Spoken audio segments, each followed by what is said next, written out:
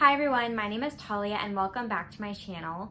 So today I'm really excited because I'm going to be doing the end of the year book tag, which is basically a book tag where I'll walk through all of my plans and my goals for reading that I want to get to for the end of the year. So without further ado, let's just get started with the first question. So the first question is, are there any books you started this year that you need to finish? So I'm not the kind of person that will pick up a book and then put it down and then pick it up later. Usually when I DNF a book, I DNF it for good. But I did start The Shining by Stephen King like a month or so ago, and I was really planning on reading it by the end of the year, and for some reason I got into a huge reading slump when I was reading it. It is a book that I do really want to get to at some point, but I don't know if I'll actually end up getting to it by the end of the year.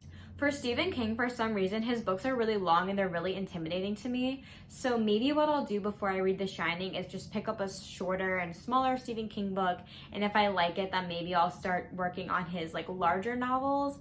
But The Shining is a book that I hopefully will want to get to at some point. So the next question is, do you have an autumn book to transition into the end of the year? So I know I might be the minority on BookTube, but I don't really read for the seasons. I know that everyone on BookTube loves fall and loves reading spooky or thriller type of books in fall, but I don't really care about the seasons. I just want to read what I want to read. But I will say the new book, The Invisible Life of Addie LaRue by Victoria Schwab, which just came out and it feels like it's gonna have kind of autumn vibes. It is a book that intrigues me, even though there's so many reasons why I can see that I'm not gonna like it, but for some reason I just kind of want to pick it up and see if it's worth the hype. Also, I want to give Victoria Schwab a second chance because I have picked up some of her other books or one of her other books, and I didn't really like it that much. But yeah, if I had to say the most autumn book that I would read is probably going to be that one. Because again, I don't really care about, the book matching the season. So the next question is there a new release you're still waiting for? So in the summer, so a few months ago, I created this whole video about all of the releases that I was looking forward to coming out by the end of the year. And obviously with everything that's happening right now, a lot of those books got pushed back, so their release dates aren't happening until 2021, which is so disappointing. I'll actually leave a link to that video down below if you want to check out some of the books that I was looking forward to. The answer is yes, there were a lot of books that I was looking forward to. Some of the books that did get pushed back, which I do believe at this point are going to be coming out this year. There's one coming out in November, which is Love and Olives by Jenna Evans Welch. These are not even the books that I was the most excited for, but this book is, the third book in a YA series, and I'm gonna listen to it on audio, but it's a cute lighthearted read, so I am looking forward to that. And then the next book is The Nobleman's Guide to Scandals and Shipwrecks by Mackenzie Lee. Again, the third book in a YA series. I'm sure these books will look familiar to you, but that should be coming out in December. So if I'm able to get my hands on them either via audio or at my library, I will definitely try to get those in by the end of the year. The next question is, what are 3 books you want to read before the end of the year? If you've been watching my content for the past couple months, you would know that I'm getting really into the Millennium series by Stieg Larsson. So I read the first 2 books in the trilogy, and I have not yet read the third book in the trilogy, which is The Girl Who Kicked the Hornet's Nest.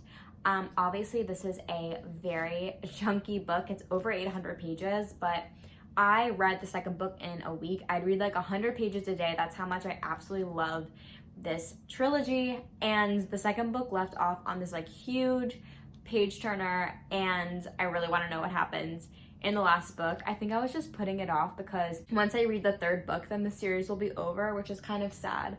But this is, if you don't know, it's a thriller, and I'm not usually into thrillers, but for some reason this is a very, very captivating series for me, so I definitely want to get to this book at some point by the end of the year. So another book that I want to get to by the end of the year is The Lions of Fifth Avenue by Fiona Davis. So this book is, I believe, a pretty new release. It just came out in the last few months, but all I know about this book is that it is about the New York Public Library, so the one on Fifth Avenue, which is the one in Bryant Park. So it's set in New York City, and it's a place that I go to a lot, so I'm really excited to get to that book as well. So another book that I'm looking forward to getting to by the end of the year is Attached by Amir Levine, and this book is a nonfiction psychology book. I thought I would at least mention one nonfiction book on this list, and this is just about attachment styles, which is something in psychology. So I'll probably pick this up on audio just because I really like listening to nonfiction on audio. So the next question is there a book you think could still shock you and become your favorite book of the year? And the answer is no, because I'd say I'm a really picky reader, and I rarely ever see a book and know that it's going to be one of my favorites. That happens only like once or twice a year, and there are books that I think that I'll probably enjoy, but I don't think that there's anything in my foreseeable future that will be a new favorite for me.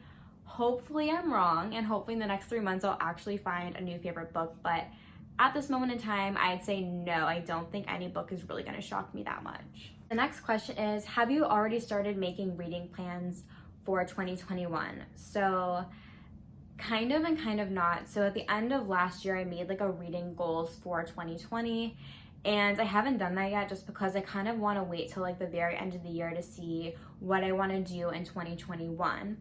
But with a couple questions ago, I was talking about like all of the releases that got pushed back to next year, and those are definitely the books that I want to get to first. So I'm really excited because 2 of like my favorite contemporary authors are coming out with brand new books next year, and I want to read them right when they come out. So the first one is My Ride or Die by Leslie Cohen. This is going to be, I believe, a contemporary romance with a strong emphasis on friendship, and I am so excited to read this book. I'm hoping that it's set in New York, and it was supposed to come out like a few months ago and it didn't, so I'm definitely going to be picking this up at the beginning of next year. And then the next book is by one of my she's an author that wrote basically one of my favorite books of all time, and that is Everything After by Jill Santopolo. She also writes contemporary romance. I honestly don't know anything about this book, but I'm also assuming it's a contemporary romance, and her 2 other books were set in New York, so I'm hoping that this book will be set in New York as well. But again, this is a book I believe got pushed back, and I'm so excited. I've been waiting so long for her to come out with another book, and I keep checking back, and yeah, this will definitely be on my list for the beginning of 2021. So those are all of my reading goals and plans for the end of 2020, which is kind of crazy that we're almost at 2021. This year has gone by fast and slow at the same time. It's been pretty crazy. I think I've had a pretty good reading year so far, and I'm hoping to just be more intentional about the books that I pick up in the last 3 months of the year, and really just only be picking up books that I want to read and that are really engaging for me. I would love to hear what your reading plans are for the end of the year. Are there any books that you want to get to? Please let me know, because I'm always looking for recommendations. And also let me know if you're interested in reading or have read any of the books that I've mentioned in this video. I would love to hear from you. Thank you so much for getting all the way till the end of this video. I really appreciate it. Don't forget to like this video and subscribe to my channel if you haven't already. And I will see you guys in my next one.